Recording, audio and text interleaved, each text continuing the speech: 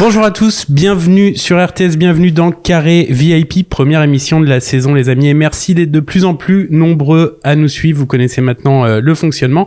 Un invité, on parle de livres, on parle de télé des fois on parle de musique, bah là on va parler de tout ça en même temps avec Philippe Risoli qui vient de sortir son livre qui s'appelle « Dites bien à mon fils que je l'aime », on en parle tout de suite, c'est parti. Bonjour Philippe. Bonjour Nicolas. Comment ça va ? En pleine forme, puis je suis ravi d'être là, Carré VIP, donc c'est un joli titre, c'est la première en plus, magnifique, et puis effectivement parler de ce livre de musique et de télévision, c'est un peu mon domaine, donc tout va bien. Donc tout est bon. Déjà je vais commencer par une question que je pose à tout le monde d'habitude, mais pour parler d'album, ce livre, comment vous pourriez le décrire en 3 mots ? Ah, en 3 mots ? Juste 3 mots. Livre très personnel. Ok. C'est vrai. Et ce qui est hallucinant, c'est qu'en fait, c'est pas votre premier livre. Il y avait déjà eu 2 livres avant, mais c'est la première fois que vous faites un livre dans lequel vous parlez vraiment de vous, de votre vie.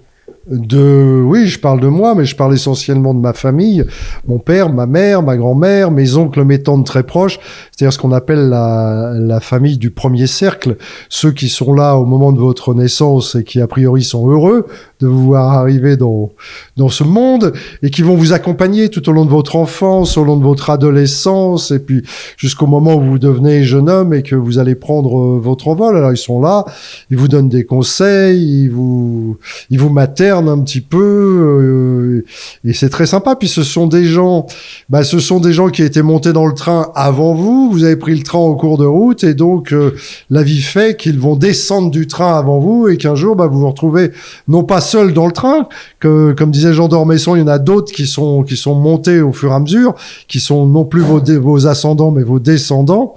Voilà, mais c'est pas pour ça qu'on les oublie. Ce sont des gens qui ne sont plus là physiquement, mais qui sont là dans mon esprit, dans mon cœur. Il n'y a pas un jour qui passe sans que je pense à ma mère, à mon père, à ma grand-mère. Et comment dire, oui, c'est important.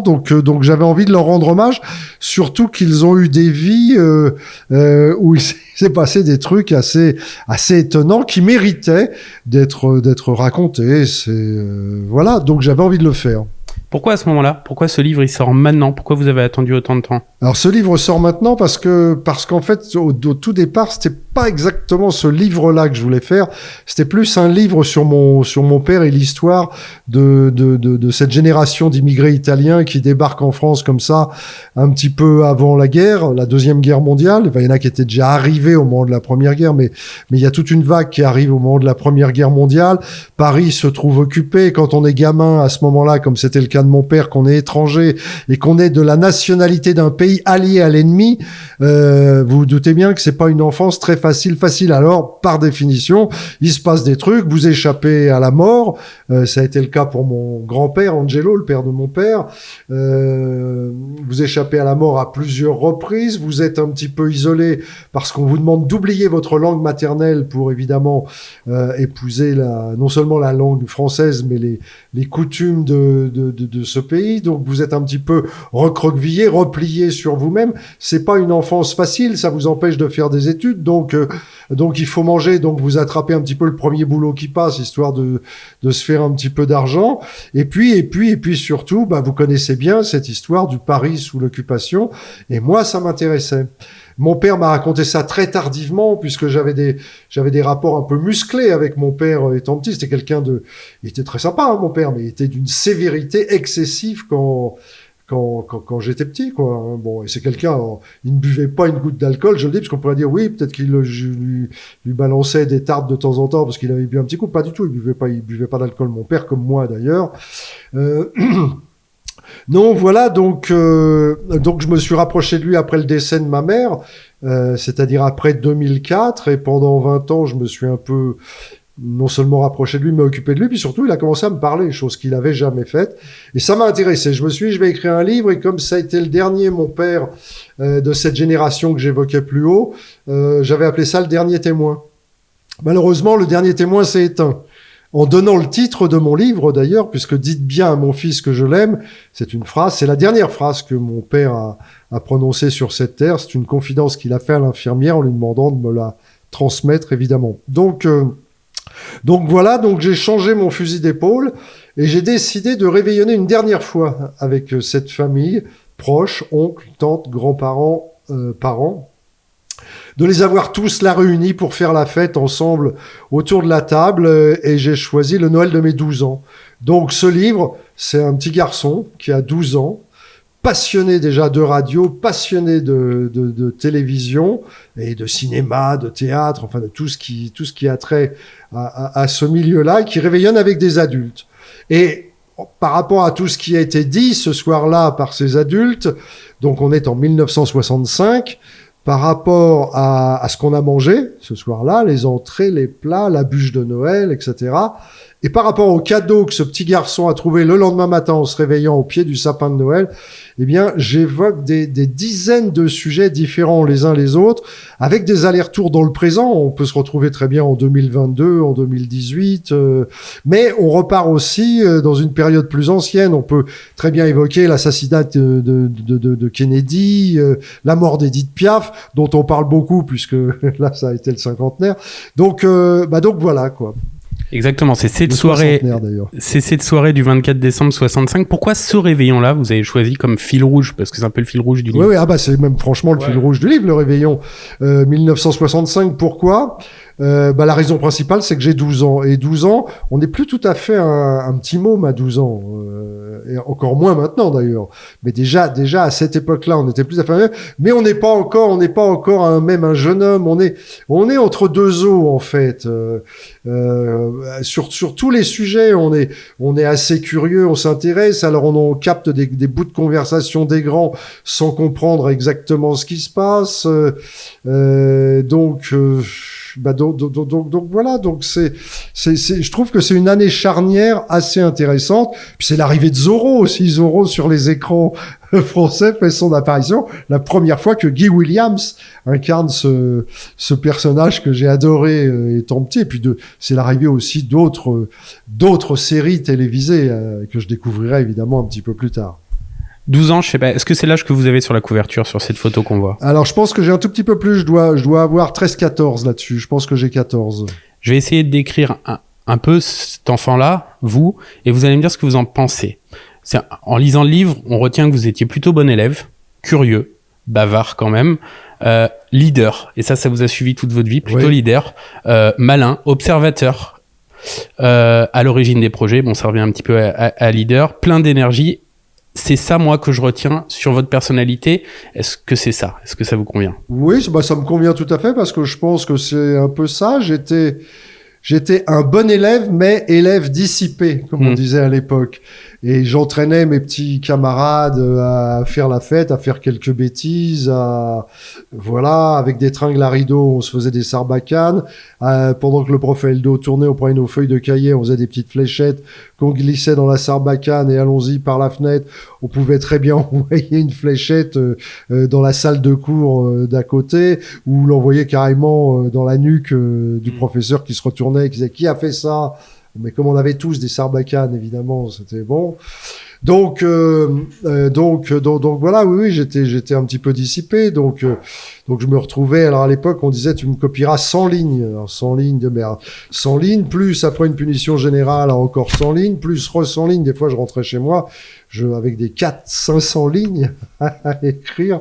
Généralement, c'était des conjugaisons. D'ailleurs, remarquez, ça a au moins le mérite d'apprendre à conjuguer. Je sais pas si ça se fait encore, ça. J'en sais rien. Je sais pas. J'ai aucune idée. Vous savez, j'ai même connu la fessée, moi. La fessée, c'est-à-dire où... Ça se fait plus, c'est sûr. J'ai connu la fessée où la prof vous déculottait, vous retrouviez les fesses à l'air. Vous, on vous a fait ça? Ah, moi, bien sûr qu'on m'a fait ça. D'accord. Je me rappelle, je vais pas donner son nom, mais je me rappelle très, très bien, qui était pas mal en plus, d'ailleurs.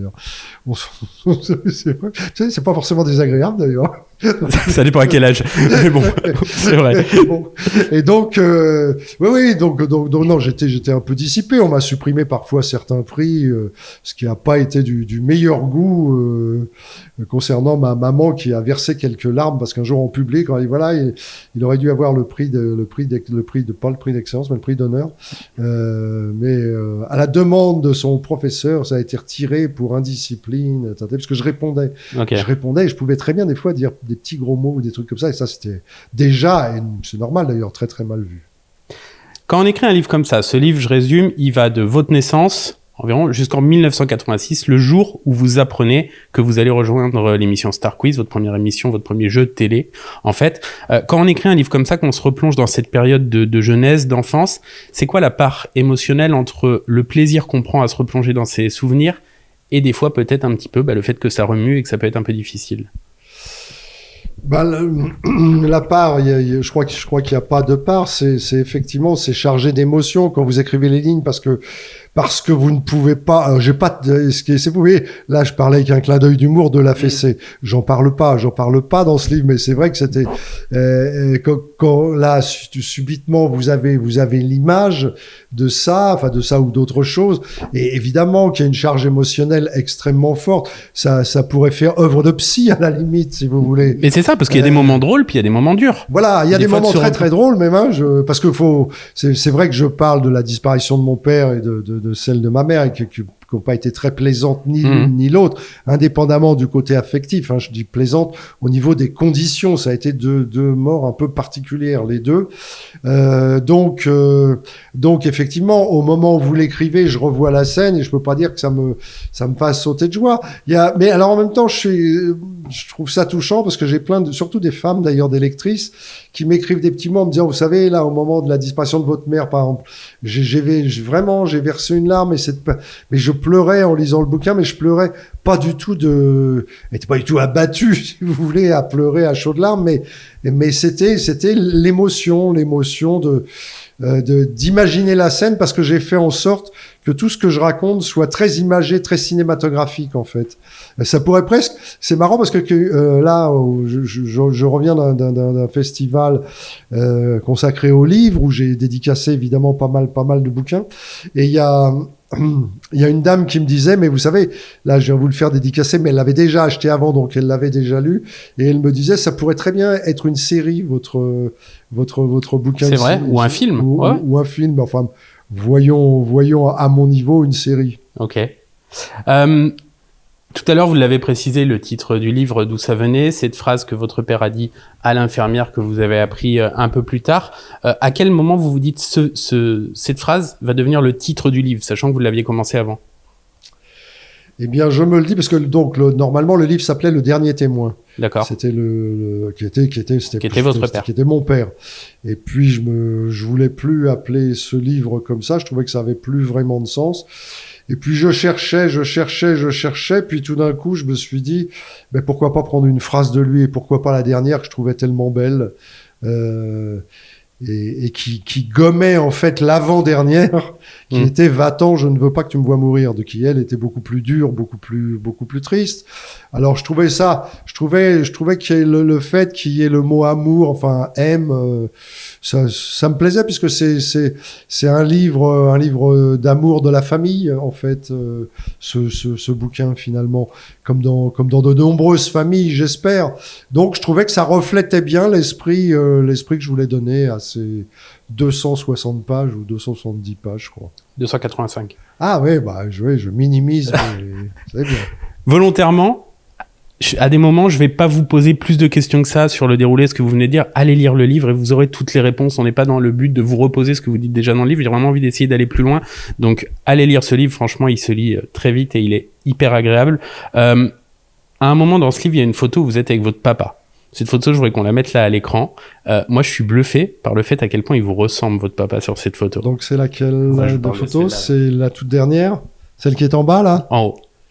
Ah, celle qui est en haut avec ma... Ah oui, je suis pas sur la photo, alors. Non, vous, non. Mais c'est moi qui l'ai prise, cette photo. C'est vrai? Oui, alors je peux vous dire, elle date de 1978, et pourquoi je prends cette photo? C'est Noël, oui, c'est le hasard, mais c'est encore Noël, là. D'accord. Mais c'est Noël 1978, et pourquoi je prends cette photo? Parce que pour Noël 1978, on m'offre un Canon. Alors là, je sais que c'est plus le Père Noël, parce que je vais le choisir moi-même, en plus.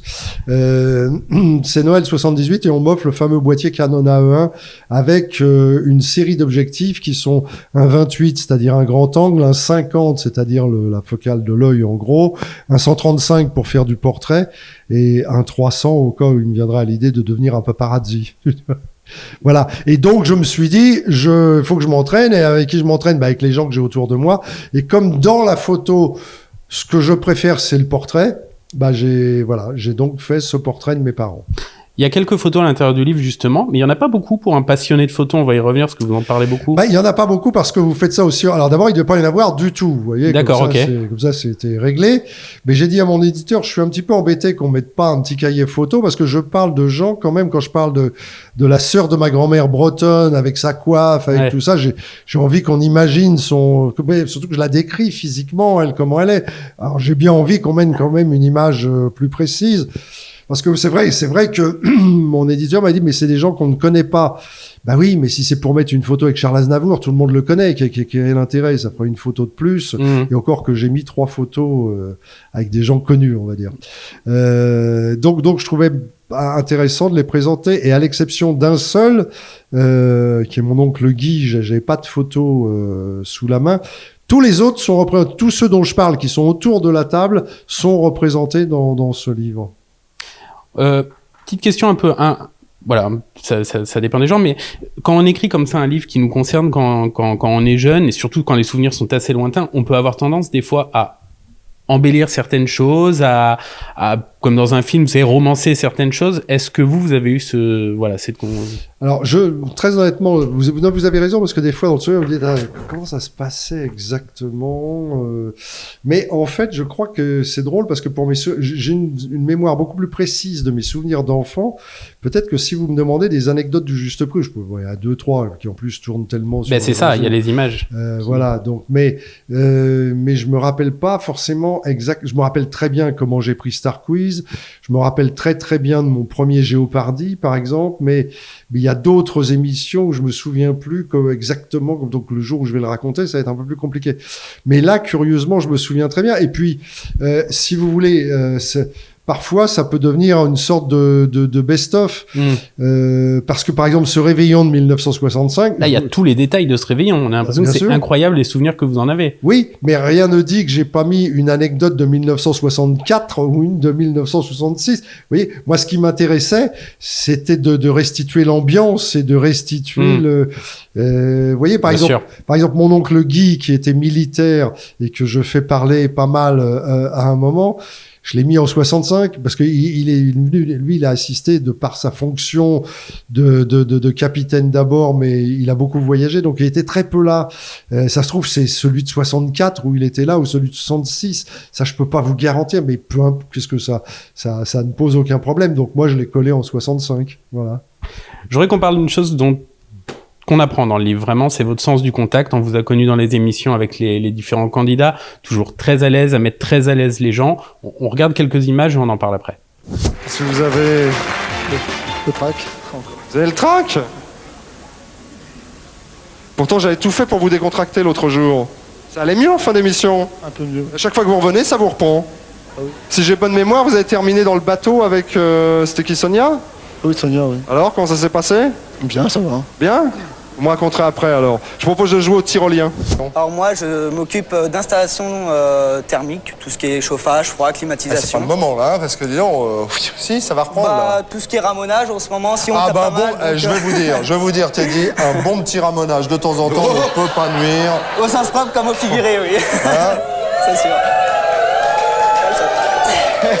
Voici, c'est combien un ramonage? 300 francs, à peu près, non? Oh non, c'est beaucoup plus cher. Sérieux? Ah oui. Non, mais que... attendez, moi, je vous parle de ramoner une seule cheminée à la fois. Non, nous, c'est pas les cheminées, c'est les chaudières, comme les hôpitaux. Oui, d'accord, oui, alors là, dans ce cas-là, c'est bien plus cher. Ce sens du contact, en fait, on apprend dans le livre qui vous vient de... Alors, on sait pas vraiment, on n'apprend pas d'où il vous vient, mais en tout cas, on apprend des anecdotes qui nous montrent que c'est déjà quelque chose que vous aviez quand vous étiez jeune. Par exemple, quand vous avez fait votre service militaire. Oui. Il y a l'anecdote avec... quand on fait le service militaire, il y a des moments où tout le monde n'est pas super sympa, on a besoin d'être protégé, et vous avez trouvé quelqu'un avec qui vous avez trouvé un petit subterfuge pour qu'il vous protège. Oui, c'est-à-dire que... Alors, l'histoire est assez longue, mais vraiment, je vous fais un résumé express. J'ai raté mon baccalauréat. Mon oncle militaire me dit, écoute, tu vas pas perdre un an, tu viens faire ton service militaire qu'au départ, j'avais pas très très envie de faire. Je le raconte aussi, je fais même les manifestations contre la loi Debré à l'époque, etc. Ça va être la question d'après, on va y revenir justement. Et donc, sauf que il me dit, tu fais les élèves officiers de réserve, tu seras sous-lieutenant, tu vas en plus gagner un petit peu peu d'argent, puis tu seras tranquille. Tu demandes l'Allemagne parce que je suis basé en Allemagne. Personne ne veut jamais aller en Allemagne, donc tu vas la voir. Et voilà.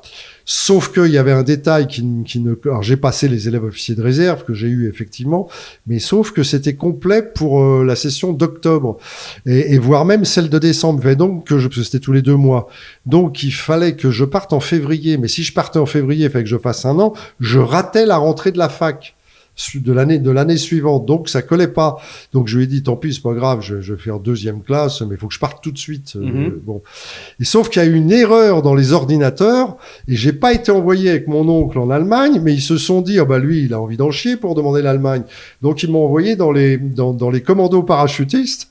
Je me suis retrouvé dans le Jura à Lons-le-Saunier, donc voilà, et à trimer comme un dingue. Mais là je me suis trouvé avec des gens géniaux, sympathiques et tout. Il y en a que j'ai retrouvé, qui m'ont retrouvé d'ailleurs via les réseaux sociaux maintenant, et avec qui je m'entendais très très bien. Puis je suis tombé aussi sur 2-3 numéros un petit peu bizarres, dont un monsieur qui était là, qui manifestement à 18-20 ans avait déjà pas mal d'années de prison derrière lui, tatoué, un fanatique de boxe qui s'entraînait du matin au soir, qui avait pas une culture extraordinaire ni un cerveau extrêmement développé, qui passait son temps, vous savez, à jouer à Cassius Clay contre Sonny Liston à l'époque, donc voilà. Mais dans le vide.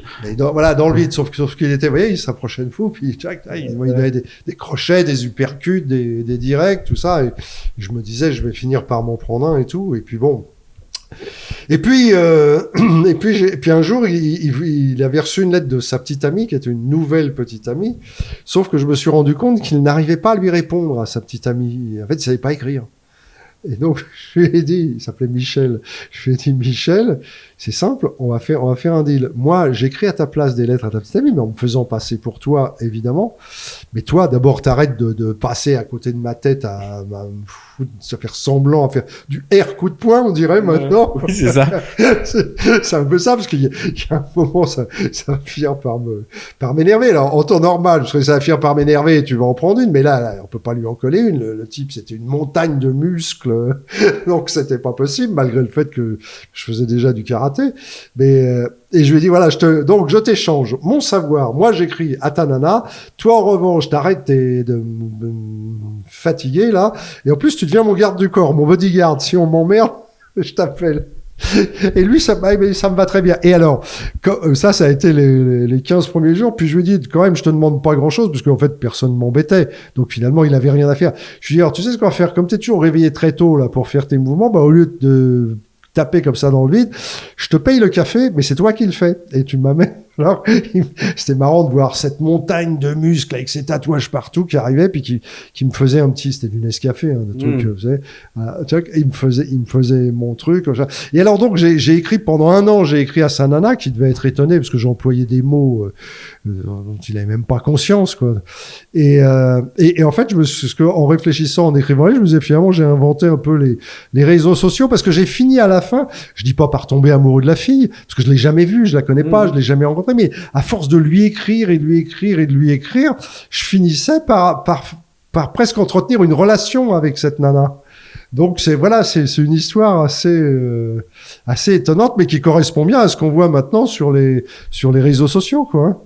Et alors oui, c'est vrai, et en plus ça montre que effectivement vous êtes fort pour arriver à trouver un arrangement ou à trouver, voilà. Oui, ça, ou parfois ça marche pas toujours, mais c'est pour ça, là, hors cadre du livre, c'est pour ça que mon patron de l'époque à TF1, au moment où le Juste Prix s'est arrêté, que j'ai quitté, en fait, TF1, en fait, il n'était pas question que je quitte, et il me disait, j'aimerais que tu prennes le dimanche après-midi pour faire une émission caritative pour des associations, une sorte de téléthon hebdomadaire, mais pas réservé à la myopathie, touchant, puis pas forcément que les maladies pour un tas de, ça pouvait très bien être un truc genre aussi les restos du cœur ou des choses comme ça, parce qu'il me disait, une de tes caractéristiques dans l'animation, c'est que t'es très fédérateur, c'est-à-dire que t'arrives à embarquer avec toi les foules, et ça nous intéresse. Bon, puis ça c'est pas fait, voilà. Mais c'est pour dire que c'est ça, et puis mon timbre de voix dont on me parle très souvent, sont des choses qui reviennent.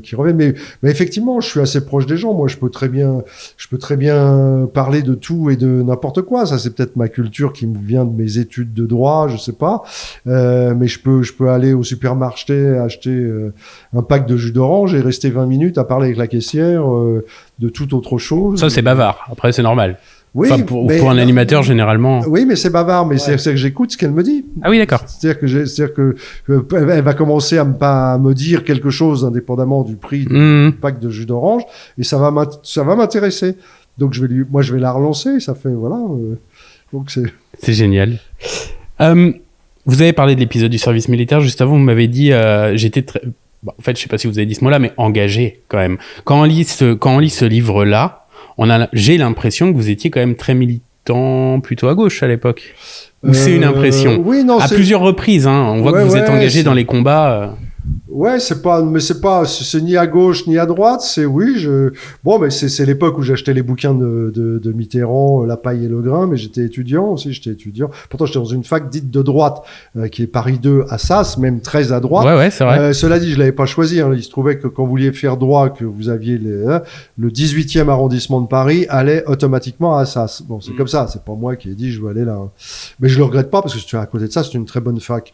Oui, je sais pas parce que vous pensez qu'après j'ai changé et que je serais plutôt à droite. Ah non, je vais pas parler de l'après, non, je pense pas d'ailleurs, parce que d'ailleurs vous évoquez un petit peu ce que vous pensez aujourd'hui du retour du service et on a bien compris. Non, je dis ça parce qu'il y a un intervieweur avec qui j'étais récemment, très sympa d'ailleurs, m'a dit que par rapport aux propos que je tenais sur l'immigration, il me classait plutôt à droite. Mais bon. Non. Immigration parce que mon père est le fils d'immigrés, etc. Non. Et que je trouve que c'est factuel, mais que voilà, il n'y a pas de. Voilà, c'était le sentiment que j'avais. J'en ai pas tiré d'analyse. Non, du début à la fin du livre, moi je vous place plutôt à gauche, bien à gauche même. Ouais. Mais bon, faudrait que je rencontre ce monsieur qui vous a dit ça.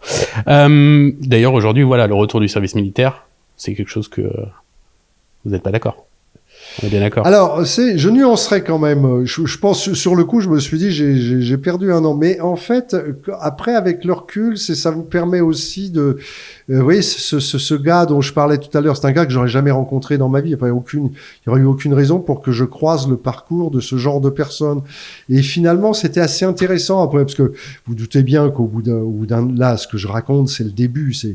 On se connaît pas, le type est là avec son poing, je lui dis, je vais t'écrire un truc. Puis après, je suis obligé d'abrégé, je vais pas raconter une année de service militaire, mais au bout d'un an, quand vous partagez la même chambre, enfin, peut-être une dizaine de mecs là, en cercle fermé à discuter, bah vous finissez par rencontrer, vous essayez de comprendre pourquoi ce type avait fait des erreurs de parcours au début, alors qu'au début on s'en fout complètement, je veux dire, lui c'est lui, moi c'est moi, etc.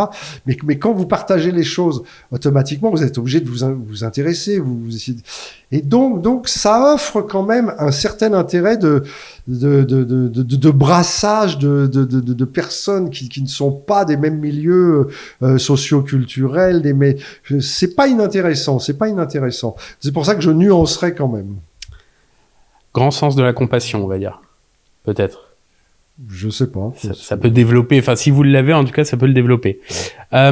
Vous avez parlé de vos études de droit. Oui. Je résume pour ceux qui n'ont pas lu le livre. En fait, vous avez fait des études de droit. Oui. Ensuite, vous avez fait un master en infocom, c'est ça? Une maîtrise. C'est-à-dire que je les ai fait les deux en même temps. Ah, en même temps? Ouais. C'est-à-dire que quand vous faites, je passais un DEUC, j'ai passé mon DEUC de droit. Ouais. Ensuite, au moment de m'inscrire en licence, je me suis inscrit à 2 licences. D'accord. C'est-à-dire licence en droit privé, droit des affaires, droit civil, mais parallèlement, licence en sciences de l'information et de la communication. Les deux étant à Paris 2, à Assas. J'ai obtenu ces 2 licences. J'ai donc passé 2 maîtrises. Puis après, je n'ai fait par contre qu'un seul doctorat, qui est doctorat en propriété littéraire, artistique et industrielle. En fait, c'était un DEA, diplôme d'études approfondies, qui est la première année de doctorat. Ce qui fait que je n'ai pas le doctorat parce qu'il aurait fallu que je fasse un mémoire, mais au moment où j'aurais dû faire ce mémoire, c'est le moment où j'ai commencé en radio. Alors vous vous dites, je le ferai l'année prochaine, je le ferai pipi.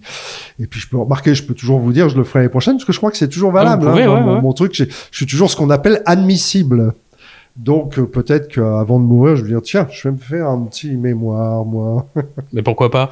Justement, en fait, en lisant le livre, on sent votre amour qui grandit pour le cinéma, pour la lecture, pour la radio, pour les médias. Vous parlez de cette télévision que vous aviez chez vous. Vous leviez la nuit pour regarder la télévision en vous cachant sous la table. Oui. Il y a la télé aussi à côté du boulanger. Quand vous alliez à la boulangerie, c'est la boulangerie, c'est ça? Il y avait ça. une télé, vous pouviez la regarder. C'est pas qu'il y avait une télé, c'est qu'il y avait ce qu'on appelait, ce qui n'existe plus maintenant, des magasins de télé. Ah, c'était carrément un magasin. Ok, Oui, d'accord. c'est-à-dire qu'il y avait la boulangerie, mais le magasin d'à côté, lui, il ne vendait que des télévisions. Ok. Il n'y avait pas les grandes surfaces, tous ces trucs-là. Donc, c'était des tas de télé empilées. Il y en avait qui étaient éteintes, mais il y en avait qui étaient allumées. Ok. Donc, j'avais 15 écrans devant moi, et donc je restais devant la vitrine à les regarder. Et c'est pareil, juste, je vous reprends en 2 secondes, je regardais pas la télé la nuit, parce qu'il n'y avait pas de télé la nuit. Ah. Je regardais la télé, c'était en particulier un feuilleton qui s'appelait Les Incorruptibles, mais c'était ça passait à 23h et allait à 23h30, 23h45, c'était terminé. Et là, la télé s'arrêtait, il n'y avait plus rien, il n'y avait pas de programme de nuit. Oui, c'est vrai. Ça reprenait le lendemain, genre à midi. Vous voyez, C'est vrai. C'était assez réduit quand même. Après, c'est marrant comment on interprète quand on lit aussi. Hein. Peut-être que moi, je me suis fait la scène la nuit, alors qu'effectivement... Maintenant, il m'arrive de la regarder la nuit. Maintenant, je peux très bien me lever, regarder une petite série. Maintenant, on a le choix. Ça, mais je me fais plus engueuler. Oui, voilà la différence. Puis il n'y a plus besoin de se mettre sous la table. Et je me mets pas sous la table, vous avez raison. Qu'est-ce qui... Du coup, à quel moment vous avez un déclic qui vous dit que ça, c'est... Bon, ok, vous l'appréciez, mais à quel moment vous dites j'ai envie de le faire, j'ai envie de faire ça? Ben, je le sais dès l'âge de 2 ans et demi, puisqu'à 2 ans et demi, je monte sur un balai, je me colle un panier à salade sur la tête et je crée artiste. Donc je sais depuis toujours, que c'est ce que je veux faire. Je veux être sur scène, à 5, 10 ans, je pense pas être derrière une caméra, parce que je sais même pas ce que c'est qu'une caméra. Mais très rapidement, je sais que je veux rentrer dans la radio, parce que j'entends une voix qui sort et je veux que cette voix, ça soit la mienne. Donc voilà, puis après ça me fera le même truc avec la télévision. Mais ça, alors, je vais nuancer, hein, mais vous le savez ou vous le voulez? C'est un rêve ou vous savez que vous allez y arriver? Alors, c'est un rêve, mais je raconte que, étant petit, le premier film que j'ai vu, c'est Fanfan la Tulipe, film de Christian Jacques avec Gérard Philippe. Et c'est l'histoire de ce héros, Fanfan la Tulipe, qu'on embringue, qui part à la guerre, etc. Et qui s'est mis en tête qu'il allait épouser la fille du roi. Et il est persuadé qu'il va épouser la fille du roi. Et il en est tellement persuadé qu'il en est certain.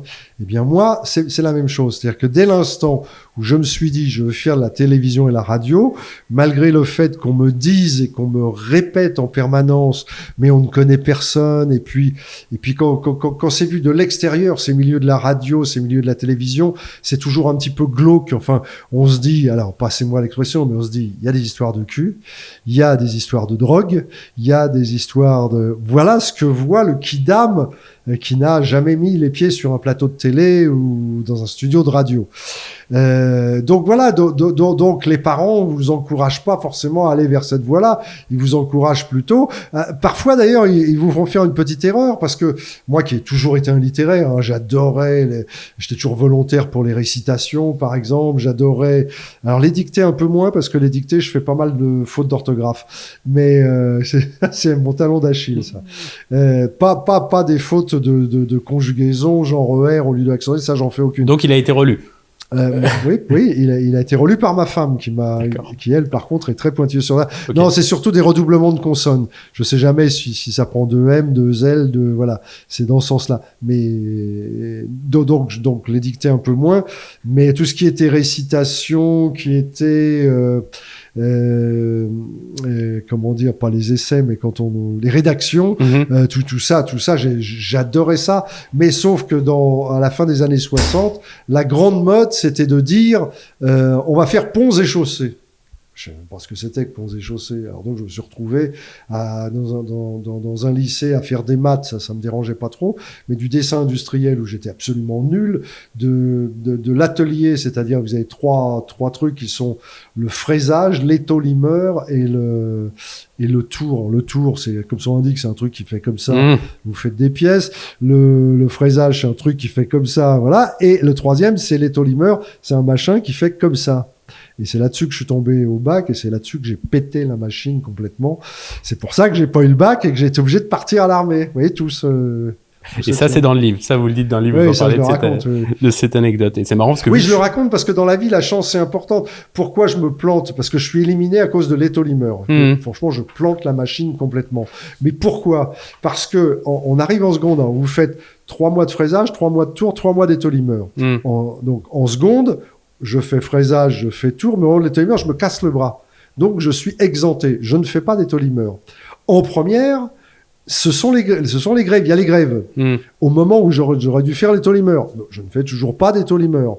Et la dernière année, c'est-à-dire la terminale, là, ça tombe au 3e trimestre, et le 3e trimestre est écourté. Donc, je ne fais pas étolimeur. On doit tirer au sort, car on ne passe qu'une des 3 matières. Je tire au sort, et je tombe sur quoi? Étolimeur. Donc, le truc, je sais, on me colle devant une machine, ça se règle au millième de millimètre, c'est un truc très précis, avec un outil qui doit entailler l'acier et tout ça, donc un liquide de refroidissement dont vous devez régler. Je connaissais, mais que dalle. En fait, vous connaissez le sujet mieux maintenant qu'à l'époque, quoi. Là, du coup, vous l'avez révisé. Faut repasser le bac, en fait. Faut y aller. Enfin, maintenant, je devrais repasser. Voilà. Ça s'appelait le bac E, c'est-à-dire c'était le bac C, c'est-à-dire le bac mathématique, plus du dessin. C'était le truc le plus difficile. En fait, c'était l'antithèse de ce que vous aimez. C'est ce qui forme les ingénieurs, les mecs des ponts et chaussées, comme le nom l'indiquait. Mais je n'étais pas fait pour ça. Moi, j'étais fait pour littéraire, pour les langues, l'anglais. Mais pourquoi après ça, vous êtes allé si loin dans les études de droit, alors que vous saviez que vous vouliez pas faire parce ça? que j'ai adoré ça.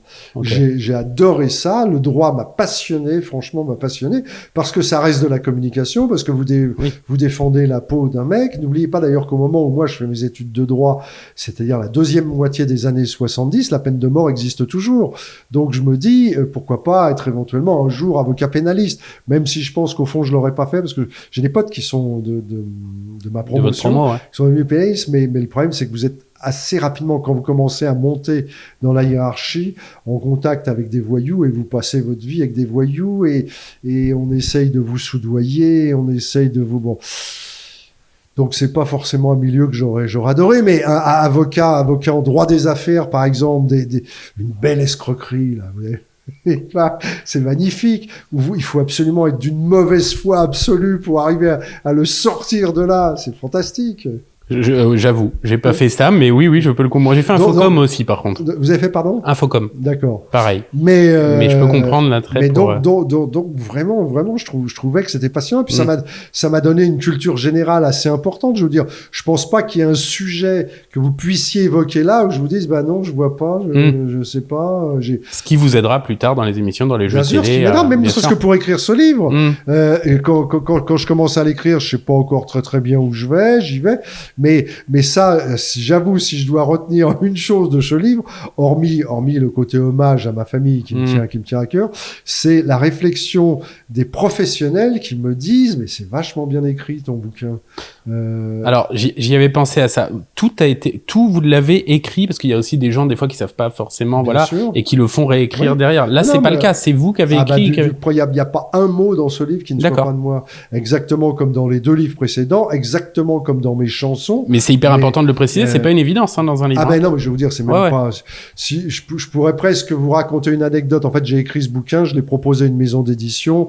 On m'a appelé, c'était l'Archipel, donc on m'a appelé, on m'a dit OK et tout, et là j'ai signé un contrat. Ça, c'était au mois de janvier de l'année dernière, et on m'a présenté à l'équipe, si vous voulez, et me présentant à une des personnes qui étaient là, le big boss dit voilà, je présente Philippe Risoli, on va faire un livre avec lui. Ah bon, très bien, formidable, dit la personne qui venait de me reconnaître, c'est génial. Et elle dit mais ça serait pour quand? Et le boss dit bah ça serait pour le mois de septembre. Et l'autre répond bah non, c'est pas possible, le temps on a tellement de boulot, le temps qu'il nous raconte son histoire, qu'on l'écrive et tout. Mais là il lui dit non mais il y a rien à écrire, il est écrit, il est fait quoi, il est là. Ouais. Et le gars était étonné parce qu'effectivement, vous savez, les animateurs, on a tous des backgrounds très différents les uns les autres. Vous avez celui dont le background consiste à avoir été au Club Med, quoi. Mais il réussira aussi bien, si ce n'est parfois mieux que moi, peut-être. Mais on n'a pas la même trajectoire. Moi, l'écriture, c'est vraiment mon truc. Donc non, je laisserai. Et de toute façon, vous pouvez lire mon premier livre qui s'appelait Les secrets du millionnaire. Vous allez retrouver ma patte. Il y a une façon d'écrire. Si j'écris, c'est exactement si j'anime une émission, vous allez voir que qu'elle n'aura pas la même saveur que le même concept animé par un autre animateur.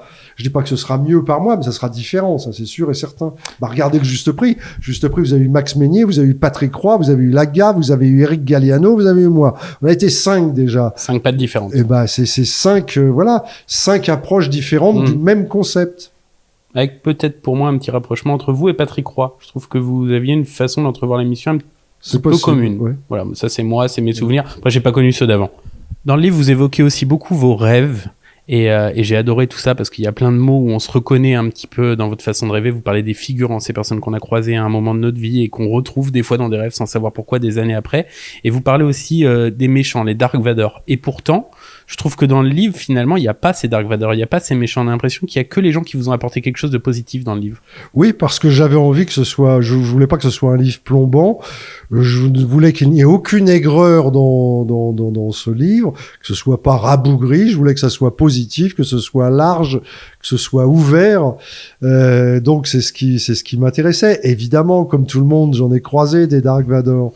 Ce qui est amusant, ce que je dis dans mes rêves, c'est que les personnes que je croise qui ont fait partie de ma vie, soit de façon très fugitive ou plus longuement, etc., sont restées figées dans leur année, enfin dans leur temps. Ils n'ont pas vieilli.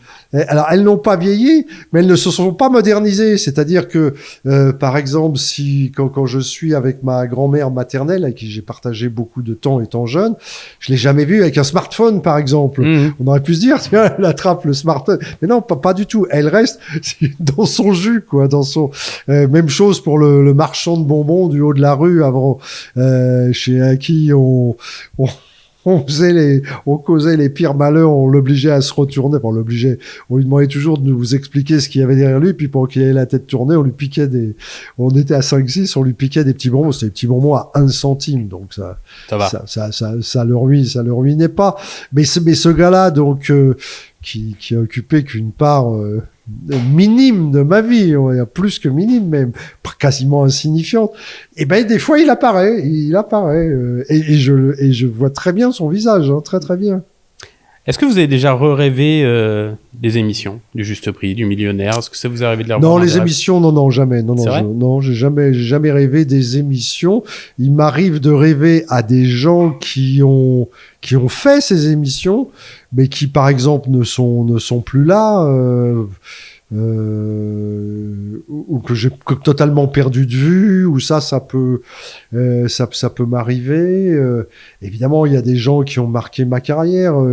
Un Patrick Roy, par exemple, qui était mon ami, qui disparaît à l'âge de 40 ans. J'en parlerai dans la suite, évidemment. Alors, peut-être aussi parce qu'il m'arrive de penser à lui dans différentes circonstances, en me demandant, tiens, et il était un peu plus âgé que moi, alors je me dis, tiens, est-ce qu'il serait quoi? Il serait papy, il aurait eu une femme, il aurait eu des enfants, il aurait bon, et puis si j'y pense, peut-être que je vais pas rêver de lui, mais je vais avoir une pensée pour lui, mais même chose avec d'autres personnes dont certaines sont toujours là. Et puis alors des fois, ce qui est amusant, c'est que des fois vous les voyez dans des situations qui sont pas forcément celles dans lesquelles vous les avez connues, mais ça je peux pas tout vous raconter. Dans le prochain, on attend. Il y a un autre moment qui m'a marqué dans ce livre, vous dites l'honnêteté, c'est pas la qualité première de ce métier. Oui, je trouve, oui. Et oui, je pense que je trouve aussi, et je partage ça avec vous. Est-ce que vous pensez qu'on peut être sincère, qu'on peut être cash quand on fait de la télé ou de la radio? Alors oui, moi je pense que je l'ai été un long moment. Puis dire, je finis. Ça dépend des personnalités. Vous avez moi je suis comme ça. Mais quand je parle de sincérité, c'est-à-dire qu'il faut pas oublier que c'est aussi un business, la télé. Moi, je l'ai jamais vraiment envisagé sous cet angle-là. C'est-à-dire, j'ai toujours envisagé la télévision sous l'angle naïf du petit garçon qui a envie d'être sur scène, qui a envie de procurer du plaisir à ses téléspectateurs ou à ses spectateurs quand il n'y a pas de caméra, ou à ses auditeurs, qui va bosser au maximum ses sujets, qui va essayer d'être le plus performant artistiquement parlant. Moi, ça a toujours été mon objectif. Mais évidemment, vous êtes entouré de gens dont c'est pas l'objectif. Il y en a qui préfèrent avoir artistiquement des trucs qui sont de moindre valeur, mais qui vont peut-être attirer plus de monde, donc pouvoir vendre des tranches de publicité un petit peu plus chères. Donc voilà, donc on a du mal avec ces gens-là à être sur la même longueur d'onde. Moi, quand on me regarde dans les yeux et qu'on me dit voilà, tu vas faire ci, tu vas faire ça, et qu'en fait on disparaît et que ça se passe pas du tout comme ça, évidemment, je peux pas vous dire que l'honnêteté là soit la première qualité qualité. Mais est-ce que l'honnêteté peut aller de pair, encore une fois, avec le business dans un métier où on brasse des millions, des dizaines de millions, des centaines de millions. Donc voilà, est-ce que de ma part, il n'y a pas une certaine naïveté qui fait que je sais pas. Donc vous voyez, c'est pareil, c'est cette notion d'honnêteté dans ce métier-là est relative quand même. On sent quand même qu'il y a des injustices qui vous tiennent à cœur et dont vous avez parlé dans ce livre. Vous parlez de 2 anciennes animatrices qui ont été éjectées de la télévision. Oui. Une Alors il y a qui est décédée, qui s'est suicidée carrément. Oui, Jacqueline Huette. Jacqueline Voilà. Huette, c'était pour les plus anciens qui se seraient perdus connais sur pas, vos ondes. Voilà. Tapez Jacqueline Huette, vous allez sur un D'accord. ordi, vous allez voir, c'est une beauté. C'est une femme c'était un top modèle. Du coup, on l'engage à la télévision, à la RTF, puis qui devient l'ORTF, elle devient speakerine. Il y avait 4-5 speakerines. Et c'était une de ces 4-5 speakerines. Donc, elle est en France, tout le monde la connaît, parce que quand elle passe à la télé, c'est 20 millions de personnes qui la voient, parce qu'il n'y a qu'une seule chaîne, un seul programme. Donc là, elle a tout pour elle. Elle a tout pour elle. Elle Et a tout pourtant- pour elle. Et puis un jour, les privatisations arrivent. Et puis voilà. Et puis c'est encore une époque où il y a des raisons politiques. Regardez Daniel Gilbert, il s'est fait éjecter pour raisons politiques, tout simplement. Et donc elle ne retrouve jamais son statut et on lui confie plus aucun projet. Alors c'est une passionnée d'accordéon. Moi, je la rencontre sur une émission sur laquelle je suis assistant de production en 1984. Je la rencontre, elle vient faire une séquence sur l'accordéon, je l'emmène chez elle, je la raccompagne, on discute, je vois bien que c'est une femme qui a la mélancolie en elle, la tristesse en elle. J'imagine pas qu'elle va se suicider 2 ans plus tard, mais elle se suicide, elle se noie dans sa baignoire et elle laisse un petit mot en disant les artistes à qui on ne confie plus de projets sont comme des canards sans tête, ils courent encore 2 minutes avant de s'écrouler. Voilà. Donc c'est triste. Et quant à l'autre, celle que j'évoque, c'est Denise Glaser, une grande dame de la télévision, très importante dans le monde de la chanson, des variétés. Et elle faisait une émission qui s'appelait Discorama. C'était tous les dimanches midi. C'est pareil, la France entière, toute cette génération de Français connaissent Denise Glaser. Et moi, un jour, je suis pas encore en télé, j'ai un pote qui me propose d'aller lui rendre visite parce qu'il a son adresse et qu'il l'a eu au téléphone. Et voilà. Donc je lui dis évidemment. Et Denise Glaser, c'est une femme qui se tenait très droite comme ça. Elle avait un port de tête très comme ça. Elle avait un long fume-cigarette, un peu façon Alice Sapritch, vous voyez, comme ça. Et elle avait souvent un boa autour du cou. Donc je me dis, ça va être un instant magique. Elle va me raconter la télé, elle va tout ça. Toc, toc, toc, on ouvre la porte et là on tombe sur une femme qui est complètement au bout du rouleau, quoi. Une vieille dame avec le bras cassé en plus, donc le bras dans un plâtre qui part du poignet et qui va plus jusqu'à haut de l'épaule. Et la seule chose, l'œil, on se demande si c'est pas bien ce qui s'est passé. Elle a l'œil glauque, si j'ose dire. Et alors qu'on s'apprête on s'apprête à rien d'ailleurs, parce que quand on la voit, on est tellement saisi, surpris, si vous voulez, que bon. Et la seule chose qu'elle nous dit, c'est vous pouvez aller chercher ma voiture boulevard du Montparnasse, parce que je suis incapable de la conduire et je voudrais pas la retrouver en fourrière. Donc on va la chercher, on revient. Quand on revient, elle nous dit, vous pouvez pas aller m'acheter un kilo d'orange. Vous voyez le type des conversations. Et puis on s'en va, quoi. Donc voilà, puis il y en a un troisième dont je parle aussi, c'est Lionel Cassan qui faisait Matin Bonheur sur France 2, qui est viré un peu du jour au lendemain et qui s'en remet pas et qui terminera chez lui dans le sud de la France justement en se tirant une cartouche de chevrotine dans la bouche, quoi, vous voyez. Donc oui, c'est un métier, si vous n'êtes pas bien entouré, c'est un métier, il y a des turbulences, on le sait, tout le monde, il y a pas un présentateur qui peut vous dire non, moi c'est un trajet rectiligne. C'est comme vous montez en avion, alors vous décollez alors plus ou moins rapidement et plus ou moins haut en fonction de ce que vous faites, du média sur lequel vous vous trouvez, du créneau horaire que vous allez obtenir, du talent que vous avez, du public que vous allez avoir. Donc vous montez, mais à un moment donné, de toute façon, il y aura des turbulences et parfois des trous d'air et parfois des très très gros trous d'air. Alors en général, vous crachez pas, mais il y en a quand même, oui, qui se sont crachés. cracher. Mais ça fait partie du métier. C'est un métier d'artiste. Alors on dit toujours, oui, le siège ne m'appartient pas. Mais oui, mais ça c'est pipeau. Quand il y est, t'as l'impression qu'il t'appartient. Oui, bien sûr. Tu vois. Ou alors on se dit, on va rebondir, il y en Voilà, aura d'autres. ouais. Après, moi, j'ai une petite théorie par rapport à ça. Je sais pas si vous la partagez, mais j'aurais votre avis. Effectivement, parce que ça peut être des fois des questions d'âge et tout, on peut très vite être éjecté en télé. On a l'impression quand même qu'aujourd'hui, avec tout ce qui se passe, avec les réseaux sociaux qui arrivent, Internet, les médias YouTube et tout, on a l'impression que quelque part aujourd'hui, c'est peut-être les influenceurs, tout ce qui est en train de se passer, qui dit à la télé, et c'est un peu le revers de la médaille, bah merci, mais on va prendre la relève en fait. Comme si la télé à son tour, comme si tout ce système en fait qui a fonctionné pendant 50 ans était mis un peu au second plan, ou en tout cas pouvait vite y passer. Oui, je dirais pas les influenceurs. Je dirais les réseaux, etc., tout ce que vous voulez, mais pas les influenceurs. Je fais un tout, hein, je dis pas eux en eux-mêmes, mais surtout que ça a tendance à être péjoratif, influenceur, mais pas que. Les influenceurs intelligents. Oui, sûrement, bien sûr. Mais alors là, ça mériterait toute une émission à part. Je pense qu'on consomme plus du tout les images de la même manière qu'à l'époque où moi je montais sur mon balai et je disais voilà, les histoires de 20 heures qu'on appelait la grand-messe, c'est fini tout ça. Moi, si on veut une info, on arrête, on se branche là avec ton smartphone, on se branche sur n'importe quelle chaîne d'info, en 2 secondes on a ce qu'on veut, ou sur une radio, ou on attend plus 13 heures ou 20 heures pour avoir l'information. Ça, c'est la première chose. Les variétés sont complètement passées à la trappe. Moi, on me dit parfois, t'aimerais revenir, mais si jamais je reviendrai dans les variétés, alors que j'ai tellement adoré présenter Succès Fou ou présenter la nouvelle affiche, par exemple, j'ai adoré ça. Mais je pense que c'est plus dans l'air du temps, ça. Il faut une vision totalement différente, une approche différente. Pourquoi? Parce que la consommation est différente. C'est plus du tout un truc familial, la télé. La télé, ça a succédé aux mecs qui, dans les campagnes, arrivaient avec un bouquin.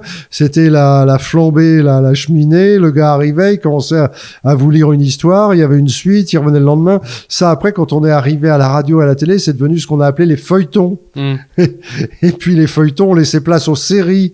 Voilà. Et puis maintenant, c'est un truc de solitaire. On regarde tout seul sur un petit écran. Mais ça n'a pas que du positif, parce que d'abord, ça coupe le lien familial, hein, ça devient un truc où on est tout seul, avec tous les dangers, notamment pour les jeunes, pour les très jeunes, j'entends, que l'on connaît. Et puis ça vide un peu les salles de cinéma. Or, qu'est-ce qu'il y a de plus magique que de rentrer dans une salle de cinéma et de regarder un film sur grand écran? Voilà. Et puis toutes ces applications qui font que maintenant vous avez n'importe quelle musique en 2 secondes. Moi, je suis désolé, mais j'aimais bien acheter un vinyle, parce que j'aimais bien avoir un objet dans la main, le toucher, le regarder, ça existe plus, tout ça, on s'en fout de tout ça maintenant. Ça revient à la mode, le vinyle. Vous le dites d'ailleurs dans le livre. Oui, mais c'est pas tout à fait pareil. Ouais. Disons que c'est vintage, quoi. Bon. Rapidement, je reviens sur des anecdotes qu'on apprend en lisant ce livre. On va pas toutes les développer, il va falloir lire le livre, mais vous me stoppez quand vous voulez. On apprend que vous étiez présent le jour de la mort de Mérine. Oui, c'est un hasard. J'allais chercher mes appareils photo. Je vous l'ai dit en commençant cette interview. Mes parents habitaient pas loin du Sacré-Cœur, au pied de la butte Montmartre, porte Montmartre très exactement. Et donc, le métro le plus proche, c'était la station Porte de Clignancourt. Moi, j'arrivais de la chambre de bonne que je louais dans le sud de Paris, puisque j'allais à la fac à Assas. Et je voulais récupérer ce fameux boîtier Canon A1 et les objectifs qui allaient avec. Donc, j'ai pris le métro à Odéon. Je suis descendu à Porte de Clignancourt. Et en sortant porte de Clignancourt, au moment où je montais les escaliers, j'ai bien compris que ça tirait dans tous les sens. Enfin, non seulement je l'ai compris, mais j'ai vu tous les gens se coller à plat ventre par terre, donc j'ai fait comme eux. Sur les marches, j'étais pas à plat ventre, j'étais à plat ventre, mais en biais, puisque j'étais sur les marches. Et puis j'ai essayé de voir ce qui se passait, mais j'osais pas trop sortir la tête de là. Et puis on a vu quand même une jeune femme courir, c'était Sylvie Jean-Jacot, avec son chien, s'écrouler. La dernière femme de... Voilà, ça je l'ai vu. Et puis mais ça a duré 10 secondes, hein. Ça a été très très rapide, hein. Là, mais nous on est resté allongés un peu plus longtemps parce qu'on savait pas, parce que nous on savait pas ce que c'était, hein. On savait pas ce qui se passait. Au début d'abord on a cru pendant 2 secondes que c'était un film, tournage d'un film. Quand on a vu là ce camion estafette là avec la bâche relevée, la voiture, la BMW qui était là, tout ça, s'est dit, c'est quoi ce truc et tout. Puis on s'est approché, et donc on l'a vu carrément écrouler sur son volant.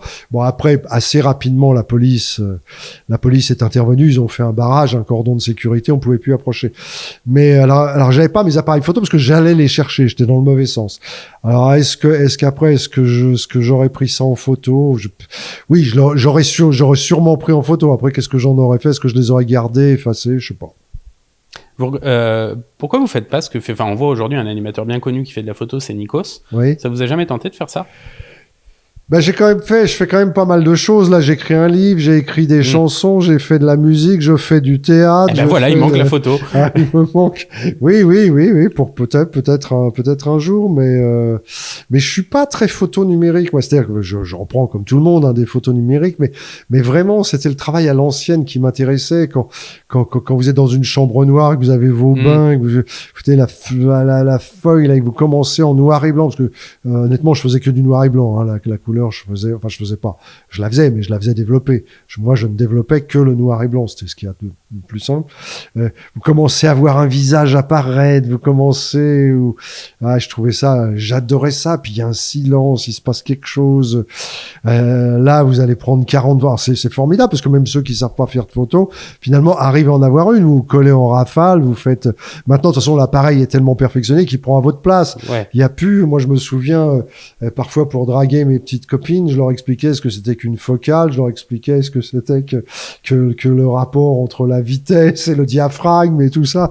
Maintenant, on s'en fout. On appuie sur un bouton, allez hop, l'appareil, il fait absolument tout. Et puis voilà. Mais oui, ça m'amuserait, ça m'intéresserait, oui. Quand vous draguiez vos petites copines, vous en parlez pas beaucoup? On découvre pas trop le Philippe Risoli dragueur dans le livre. Ouais, pourtant il a existé. Ah, mais vous nous l'avez caché dans le prochain.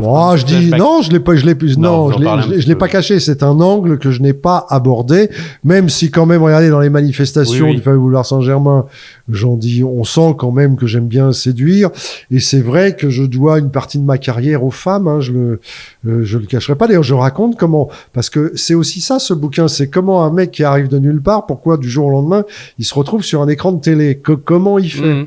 Oui, c'est ça. On se pose la question. Là, je réponds à cette question. Moi, je réussis à m'infiltrer pour devenir assistant de production. Il faudra lire comment. Une fois que je suis assistant de production, je deviens copain. Je charme aussi un petit peu la script, qui est la fille du réalisateur, mais qui est mariée. C'est donc en tout bien, tout honneur. Et il se trouve que son mari commence à travailler sur la nouvelle chaîne qui vient d'arriver et qu'elle m'a vu faire répéter Sim, l'humoriste Sim. Et elle me dit, tu devrais faire de la télé. Donc vous étiez l'assistant en quelque sorte. Dont j'ai été l'assistant temporaire. Et puis pof, tout d'un coup, tout d'un coup, je passe un casting et je me retrouve là. Donc quand je suis rentré sur une grande radio, je peux la citer, la radio. Oui, bien sûr. C'était France Inter. Quand je rentre sur France Inter, eh bien j'y rentre parce que bien sûr j'ai l'idée d'un concept d'émission, mais c'est une femme qui est un peu sous mon charme de jeune homme, on va dire, qui m'aide à mettre un pied dans la radio. Il y a une femme dont vous parlez très très peu dans le livre, je trouve, c'est votre femme. Elle s'appelle Anne, c'est ça? Oui, Anne, je la remercie. Vous dites à un moment que... Oui, je vous laisse la remercier juste après, désolé, je vous ai coupé. Vous dites à un moment que vous l'avez rencontrée à la fac, mais en presque une phrase. Oui. Vous l'évoquez dans le livre, mais vous rentrez pas dans le détail. Vous parlez pas de votre rencontre en détail, c'est volontaire? Non, parce que pour moi, c'était pas le propos de mon livre. Mon livre, il était de parler de ma famille, mais ma famille, mes ascendants, mes oncles, mes tantes, c'était pas de parler j'aurais pu faire d'un livre sur mes différentes petites amies. Non, là, je parlais d'elle en particulier, parce que quand même, la rencontre, je trouve qu'elle est évoquée très rapidement. Vous auriez pu la développer dans le prochain livre. Non, je pense pas. Vous n'avez pas envie? Non, parce que, alors, vous savez, il y a un des intervieweurs qui m'a dit, mais alors, est-ce que, il m'a pas dit que c'était de l'impudeur de raconter ce que je raconte, mais et justement, je trouve que c'est un livre très pudique. Ouais. Où justement, à travers aussi des fois les absences de parole, on sent de la pudeur. Oui, Vous savez passer un sujet rapidement et développer plus un autre sujet. Oui, effectivement, la pudeur, elle est là. Mais le sujet, c'était pas, mais ça pourrait être effectivement. la façon dont, parce que je l'ai pas raconté, mais la façon dont on se raconte, on a un nom, son nom de famille commence par un P, moi par un R. Donc, pardon, on se retrouve aux oraux de droit civil, juste l'un derrière l'autre. Vous voyez, mais par hasard, hein, complètement par hasard. Et après, il se trouve qu'on va manger une pizza le midi avant de reprendre les oraux l'après-midi, ou les écrits, je sais plus, et que je me trouve assis en face de cette personne. Donc, on discute, mais après, on devient pote pendant 3-4 ans. On n'est pas, voilà. Donc, oui, si je voulais raconter, j'aurais matière à raconter, mais c'est pas... C'est marrant parce que très souvent, et là, vous venez de le faire, vous sortez vous êtes très accroché aux signes. Là, vous venez de me parler d'un signe, le hasard de la lettre qui fait que vous étiez proche, etc. Oui, bien sûr. Et quand on lit le livre, on se rend compte qu'il y en a d'autres. Vous avez même été voir des voyantes des fois. Alors, parce qu'on vous a emmené, pas par conviction, mais des voyantes qui vous ont dit, par exemple, je vois RTL en lettres d'or décrit. Je crois que plus jeune, vous en aviez une qui vous avait plus ou moins... c'est pas moi, c'est ma mère. Votre mère, voilà, c'est ça. Du coup, et j'ai vu dans une interview aussi, vous parlez de votre année de naissance. 1953, si on l'additionne. Non, mais ça, c'est plus un joke, c'est parce que mais un joke qui revient souvent. Non, mais je crois pas du tout aux voyances. Les voyances, pour moi, la plupart sont des charlatans qui peuvent être très malins, qui peuvent être tout ce que vous voulez, mais ça, bon, j'y crois pas. Je pense qu'il peut y avoir des gens qui ont des dons qui sont un petit peu médiums, enfin, qui ont des pressentiments, des trucs. Ça... Je veux bien y croire, d'autant plus que j'ai une de mes tantes là qui est autour de la table, dont c'était le cas. Elle avait des flashs comme ça, vous voyez, des trucs, mais elle a arrêté parce que ça lui déclenchait des migraines absolument insoutenables. D'accord. Bon, non, moi je crois au destin, c'est différent. C'est pas de la voyance là. Je vous ai parlé du film Fanfan la Tulipe tout à l'heure. Je pense qu'on a un destin. Enfin, il me semble. Après, ce sont des portes qui se présentent devant vous les ouvrez, vous ne les ouvrez pas. Ça, c'est votre libre arbitre. Donc voilà, oui, dans ce sens-là. Alors pourquoi 1953 ? Pourquoi j'en parle ? C'est parce que vous avez une science qui s'appelle la numérologie, qu'à chaque chiffre de 0 à 9, puis je devrais dire à chaque chiffre, pardon. Oui, c'est ça. Je confonds toujours chiffres et numéros. Donc voilà. Donc les chiffres de 0 à 9 ont une signification. Il se trouve que le 9 est considéré comme étant le chiffre de la communication. Or, il se trouve que je suis né le 09, puisque 9 septembre, 09, donc on est 9, hein, et que quand vous prenez 1953, ça fait 5 et 3, 8, 8 et 1, 9, 9 et 9, 18, 18, donc 8 et 1, 9. Donc vous avez 9, 9, 9, voilà. Et que le hasard fait que je suis souvent confronté au 9. Pendant 25 ans, j'ai habité donc 162 boulevard Ney. 162, si c'est 2 et 1, ça fait 9. Bah oui, j'habitais porte 54, 5 et 4, 9. C'est le hasard. Si je vais à l'hôtel, vous avez 9 chances sur 10 qu'on me colle la chambre numéro 9 ou la chambre 18, la chambre 18 ou la chambre 27, vous voyez. Donc voilà. Mais c'est plus un clin d'œil d'humour. Je suis pas là à me dire, voilà, si demain j'ai le 7, et ben j'aurai le 7. Donc vous n'êtes pas superstitieux, mais vous retenez. Je suis pas superstitieux, mais ce truc du 9 m'a toujours amusé de croiser toujours ce chiffre. Mais ce qui est amusant, c'est si je vais au casino, évidemment, je vais jouer le 9, je vais me ruiner sur le 9, puis à un moment, je vais dire, ça me saoule, il sortira jamais, je m'en vais, et la première fois où je le joue pas, j'entends une voix qui fait le 9. Et voilà. Je dis ça m'est arrivé dans un casino à l'île Maurice où je suis devenu fou parce que je m'étais dit, allez, je vais jouer une petite somme conséquente. J'avais pris 300 € avec moi. Je me suis dit, je vais les jouer. Et alors, 20 € par 20 €, j'ai joué le 9, le 9, le 9, le 9, et il est jamais sorti. Bon. Et puis, je me dis, ça va, j'ai joué mes 300 € chaque fois sur le 9 et j'ai perdu. Au moment, le coup où j'arrête, j'entends le mec qui fait number 9, le 9. Et ben voilà. Fallait jouer 309, ou 900 €. Voilà. Comme ça, vous seriez allé jusqu'au moment gagnant. Ce livre, franchement, moi, je l'ai adoré. Je l'ai lu en 3 jours et on a même plus envie de dormir. On a envie c'est une tuerie. Non, mais vraiment. Il est vraiment génial. À la fin, ça finit par 3 petits points. Et on sait qu'il y aura une suite. Vous l'avez commencé ou pas ? Alors j'ai commencé, j'ai pas commencé la rédaction du livre, mais j'ai commencé à mettre des trucs que j'ai jamais racontés. Alors, je ne veux pas raconter des choses qui mettent en porte-à-faux soit des collègues, parce que je pourrais, hein, vous doutez bien que dans une carrière comme la mienne, je pourrais, bon, mais j'ai pas du tout envie qu'un tel se sente gêné ou, puis par ailleurs, parfois, En fait, vous resterez dans la bienveillance comme vous l'êtes dans ce oui, ce que vous et disiez tout à puis aussi, attends, il y a aussi autre chose, c'est que il y a ce qu'on appelle la bonne foi, c'est-à-dire que ce que je raconte, je le raconte de bonne foi. Mais ma bonne foi, c'est le principe d'un procès d'ailleurs, peut être différente de la vôtre. C'est-à-dire qu'on va avoir vécu la même chose, moi je vais le raconter d'une certaine manière, peut-être que vous n'aurez pas la même vision. Donc je ne... j'ai pas toutes les preuves de ce que je raconte. J'en ai beaucoup, mais pas toutes. Or, si je raconte un truc qui vous met vous en porte-à-faux et que vous commencez à me dire, mais ça s'est pas du tout passé comme ça, si moi je suis pas dans la mesure d'apporter la preuve que c'est ma version qui est la bonne, vous voyez, donc on partirait dans des trucs sans fin. Ouais. Donc, comme j'ai pas envie ni de me discréditer, ni de me censurer, je vais raconter que des trucs dont je suis sûr qui sont soit incontestables, soit j'ai été le seul à les vivre, donc là j'aurais pas de contradicteur, voilà, mais qui sont toujours pas bon enfant parce que c'est pas mon style, mais je veux qu'il y ait de l'humour. Je veux absolument que ça fasse sourire, quoi, et que ça ne reste pas au stade de l'anecdote. C'est-à-dire que quand je vais raconter une anecdote, pour le coup, je vais essayer de la situer dans un ensemble de choses pour que ça ne fasse pas anecdote. Je sais pas si je suis clair. Ouais, tout à fait. Ouais. Vous avez essayé de retrouver un fil rouge là aussi ou... Voilà, En fait, ça serait ça peut-être qui pourrait éviter que. Voilà. Est-ce que vous pensez que vous allez prendre le même plaisir? Parce que là, encore une fois, vous êtes replongé dans des moments d'enfance, dans des moments avec la famille, comme vous le dites, vous parlez beaucoup d'eux. Là, il y a cette pudeur qui fait que vous n'allez pas parler peut-être de votre famille, de vos enfants, de votre femme dans la suite. Comment vous allez faire pour trouver, pour justement ne pas tomber que dans la succession d'anecdotes télé? Je sais pas, je ne sais pas, mais je vais trouver. Je sais que je vais trouver. Là, je peux pas vous le dire là au moment où on se parle, parce que je vous dis pour l'instant, je suis en train de jeter plein de souvenirs et plein de choses comme ça qui me reviennent sur le papier.